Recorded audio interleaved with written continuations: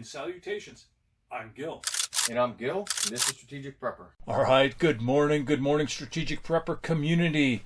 So, we're here today, and we want to talk about practice. Yep. Right? So, we promised that this was coming, that we were going to talk to you about this, but just last weekend, we held a drill and exercise a little north here up in Lexington, Tennessee with a group.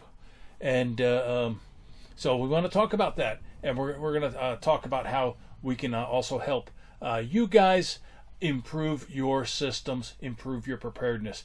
But first, why practice? Why is this so critical? Let me ask you, why is it so critical that people practice their systems?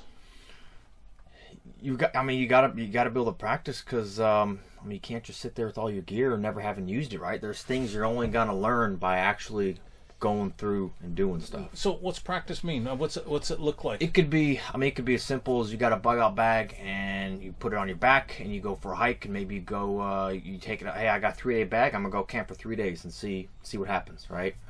It could be. How about on the tactical? Didn't you just go through a contest? Yeah, so I did a tactical rifle competition. It could look like that. You could take professional classes. Then you got like physical fitness, is right. We talk about that as being part of preparedness, so that's pretty obvious how to do that. But yeah, you have to actually go out and do stuff. So practice can take a lot of different forms because we want to test our system before the real deal. Yep. Right, and because the time to find that you have gaps is not when you really need your equipment. You don't want to find out that you've got a bad bug out bag when you're bugging out. Yeah, there's things you're only going to learn by going through the experience, typically, or by running through whatever the scenario is. But some things are a little tougher. I mean, how do you test major events? How do you test, let's just take the big one that everyone talks about, EMP. I mean, that's kind of tough though, isn't it? Yeah. I've heard people say, well, just shut off the electricity for a week. And, that's good. There's some value in that. And even that, okay, let's take that scenario, right? There's a lot of other things that happens once, let's say, society collapses. And a lot of those other things, whether it's marauders, whatever, you can't actually simulate someone trying to kill you and take your stuff, typically. Now, I know you got force-on-force training, which that's good, but... Well, you can, and it's difficult. Yeah. And doing live exercises is not always practical. No. And in fact... when I worked security, I participated in a number of county-wide, what they call is a tabletop exercises, actual where you go through the drills, you go through the scenarios, but you're in the safety of the room, and they're very effective. That's why organizations like the government, why they use these, because you can test at a higher level. I mean, how are you going to test? I'll give you an example. At one place, how are you going to test a major chemical release that affects half of a city, and you've got to evacuate 50,000 people? You're not going to really evacuate 50,000, but you can run through and test your systems and your processes and procedures. And it may sound like it's not really effective. It may sound kind of weak, but that's what we do. Let me read some of the comments here. So we did this Saturday, and it went very well. Oh, really well, yeah. Oh my gosh! I'll tell you. So first, before I get into some of the comments that we have here, we offered to the group to take a break. Remember that? For lunch. Yeah. Let's take a break for lunch. What'd they say? No, we gotta keep going. No, yeah. Because even though this group had no experience with this type of exercise, the way we do it, is so engaging. People get invested. They get invested, and they didn't want to stop. And that's what we offer. Is a system. If you're not invested in the test, you're not going to get much value out of it. But if you're deeply invested, you're gonna really explore. So let me. Thomas here says it was an excellent course, very thorough and challenging. Definitely caused introspective thinking and self-evaluation. Would recommend to anyone. All right, that's Thomas, and he was there. Well, and that's one thing too is in the real life situation, that is not when you want to be trying to figure out the solutions to these problems that you're encountering. You want to have already thought about the solutions and now just worry about implementing them. That's another big thing that these training scenarios give you. Yeah, right? They give you good action items. I mean, for us, we don't just run through the scenario. We do an evaluation of the scenario with you right there, and help you identify not just what's bad, but what's good. Mm-hmm. I mean, it's important to know what you're doing well. Mm-hmm. So we help you understand what you're doing well and opportunities for improvement. So Diane says challenging is a good word for it. It really made you think. I'm glad to be a part of it. Looking forward to more. Yes, they've scheduled more. I think we've got another one with this group. Okay. June. I think we've got one with this group in June. Yeah, and like with the thinking. So we have different scenarios. Oh, What was this scenario? EMP. EMP. Yeah, although we never use the word EMP, because we we'll try to run through it real life. No one's gonna say, "Oh my gosh, there's a big sign in heaven that says EMP." No, you got to figure it out. You have to figure it out. Yeah. And so we don't tell you what the event is. Well, and like Diane's comment about making you think, right? There's you're gonna be put in these scenarios where you're gonna have difficult decisions, and one of the benefits to this kind of training is you've got, especially after the scenario, you've got all the time in the world to really think through what you should or shouldn't do and make adjustments.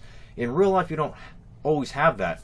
And so, if you've already taken a lot of time and introspective thought and figured out what you should or shouldn't do, when you see it in real life, it's a lot simpler or a lot easier to, maybe not easier, but it's a lot simpler to deal with. Yeah, Michael says, very thought-provoking, will challenge your morals and ethics. Mm-hmm. Yeah, there's tough decisions to make. Yes, that's right. And that's real life. Yes. And a lot of times people who aren't prepared, that's when you panic and people start making bad decisions. Yeah. People were getting a little excited. Yeah. But that's a sign of a good test. Yeah. You know, because it tests the mind, tests the heart, and tests the system as well. And I like Scott's comment. Actually, I like all the comments. Hey, starts out fun and easy, but like real life, has twists and turns, really makes you think about your choices. I like to think I'm a sensible and logical person, but this exercise will push you to question yourself. And I think if you are honest, discover a new outlook. It's no sin to be wrong if you can learn from it. I hope I did. So that is Scott. And that's what we intend, is to be thought-provoking. Really test the system and just dive deep. I mean, that's something that we offer for everyone. I'm strategic prepper. strategic-prepper.com is where you can reach out to us, and we can do this for an individual family or a group. And these we did live, but we can also do these via Zoom. Yeah, you can do these virtually. That's a great benefit. Yeah, I mean, I do training multiple times a week via Zoom or other systems, but very effective. You can also do that. We don't have to fly out, which also cuts down on cost too. Well, and that's one of the good things about this type of training is that you look at, there's a lot of training available for people like us, whether it's tactical, the medical, you name it. And so anytime you're trying to figure out, well, what training I do every year, I try to figure out what professional training I'm going to take that year. And there's a cost benefit analysis, and this is really good as far as what you're putting out versus what you're getting in. It's a lot more efficient than some of your other options where you do have to go and you spend a lot of money, and then it takes time. You got to take PTO, and so the beauty of this is that we can scale it basically to almost whatever you need done. Yes, absolutely, and so absolutely, and the price also gets scaled based on you can go big or you can go with a small test, and we do this. We've got numerous scenarios set up. Yep. And we just happen to start with the EMP. Next one, you know what? I'm not going to tell you what the next one is because I know some of these people are watching. Yeah. But the next one's going to be, let's just say, more challenging and along a different vein. Yeah. Yes, and higher likelihood of actually happening, but a lower severity than the EMP. When I tell you that's. I feel like those scenarios a lot of times are a lot harder. When things are black and white, it's easier to make decisions. When things are in the gray, that can be tough. This next one's actually my favorite. We got over half a dozen scenarios, and this one's my favorite. That's what we're doing next with this group. All right. Renee says, very thought-provoking. Being challenged to think about my life and what steps I would take in a particular scenario was interesting and fun. I loved the randomizer for the outcome of decisions. Yes, we do. We do have a random element. 3 people could take the same action, and like real life, you're going to have various outcomes in the 3 different people. So we do have a well-developed randomizer. Yeah, and that's one of the good things about this is we're not driving every element of the scenario to where if you take the training multiple times, you already know how the scenario is going to play out. No, like you said, there's a randomizer which is realistic, and it's going to be different every time, and it's just like the butterfly effect, right? All these little decisions you make and how they randomly play out could completely change the outcome for you. And in this particular scenario, we had a whole vein. We had a whole vein of really interesting responses. Yep. But the randomizer didn't take anybody down there. So so hey, that's all right. That's what happened. Yeah. Next time, if they do the same one, it may pop up. Yeah. But random is random. Yep. We don't pick it. Yep. So it makes it fun for us too. And Scott says, yes, the randomizer to alternate the scenario to see if your decisions are the right one really did add a feel of authenticity.